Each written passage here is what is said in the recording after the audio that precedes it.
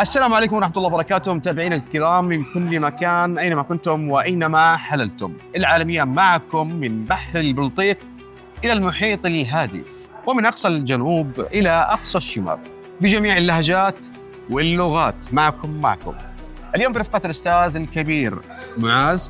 السلام عليكم. وعليكم السلام. How are you? I am fine, about you? Alhamdulillah. Alhamdulillah. معاذ, Yes. what are you doing in this car? This car came for checkup for 4x4. Yeah. Not working, but we are making full checkup on this car. So it will be nice for the customer also.